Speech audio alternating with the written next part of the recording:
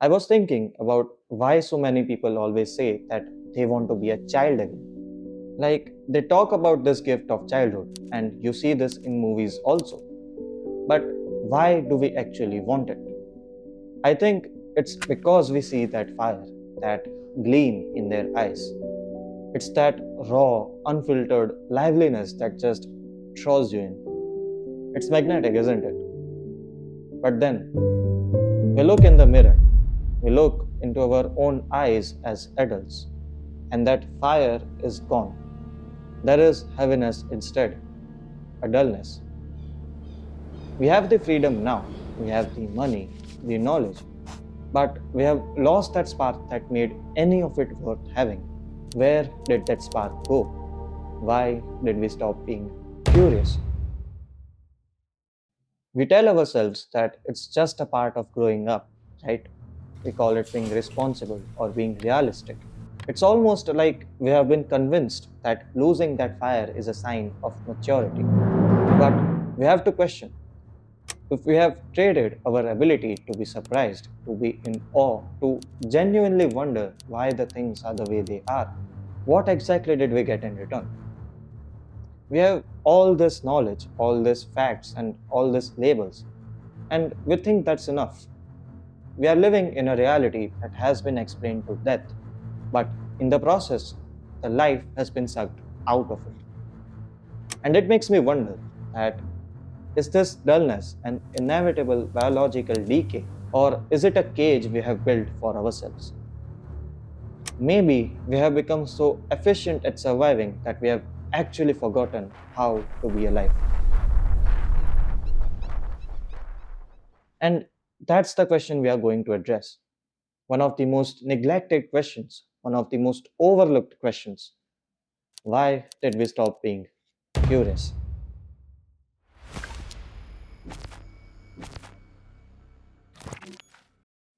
The first thing that we have to realize is that from an evolutionary and biological perspective, we as in adults are not really made to wonder. And I will tell you why. If you look at how we are wired, our brain is essentially just an energy saving machine. When you are a kid, you aren't the one responsible for staying alive. So your brain has this luxury to wonder about things that do not directly affect your survival.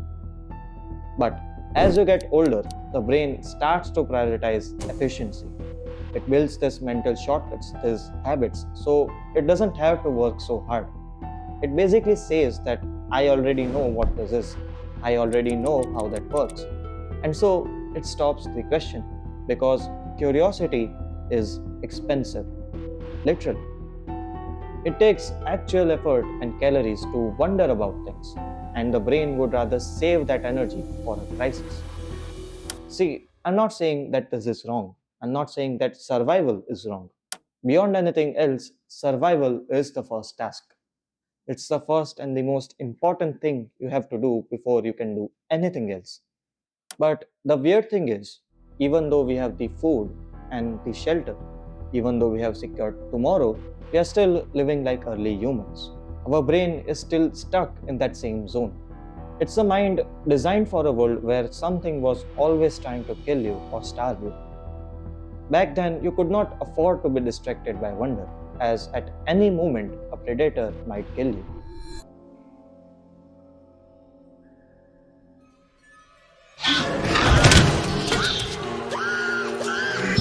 So you had to filter out the beauty just to see the danger. But now the threats are just emails and traffic. Yet we are still using that same architecture. We are so busy staying alive that we have actually forgotten to be awake. We are still too busy to look up at the stars and wonder because we are waiting for a disaster that isn't coming.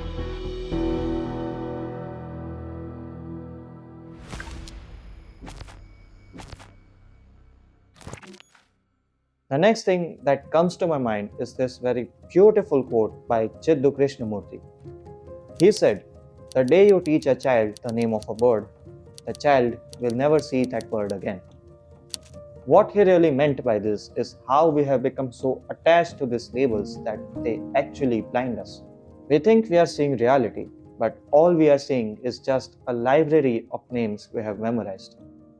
Let's take an example here. Think of a child seeing a flower for the very first time. He doesn't have a word for it yet. He's just standing there, completely lost in the velvet of the petals and the way the red shines in the light. His eyes are filled with awe, with genuine curiosity, as if he's witnessing one of the most beautiful creations in existence. But then, an adult comes and says, "That's just a rose." And just like that, the mystery is solved. It's categorized, it's put in a box. So, let me ask you, what does it mean to really know something? If you know the name of a thing, does that mean that you really know that thing? If you know the name of a person, does that mean that you really know that person? Of course not, right? But we have become so conditioned that we think it does. We have become so attached to these labels that we forgot that we actually know nothing. And that is the most destructive thing we do to a child. When a child sees something for the first time, he doesn't want an answer, he doesn't want a definition. What he really wants is experience. But as adults, we are so uncomfortable with that not knowing that we rush in to give the answer. That this is a tree, this is a car, this is a bird. Now, names, labels, these are not the problem. The problem is the attachment to the label. The problem is mistaking the label for the truth. You know, curiosity requires a state of not knowing. It requires that empty space where the why can live. But once we decide that the name is enough, we stop seeing reality as it is. Now, if we just observe a normal adult life, we will find that the first thing we run into is routine.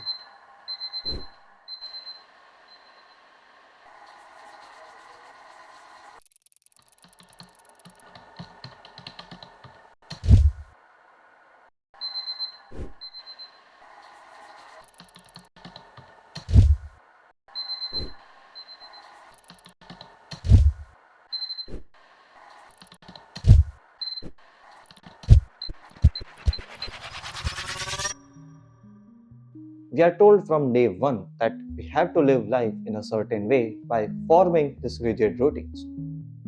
It's to the point where we aren't even the ones living anymore. The routine is. But I don't get it. Why do we have to live life in one single way? Why do we have to commit to the same boring, miserable loop every single day? As we look closer, we realize that routine is just a cover for something else. If we pull back that layer, we find the obsession of certainty. We want everything to be certain. We want life to happen in an exact, predictable way.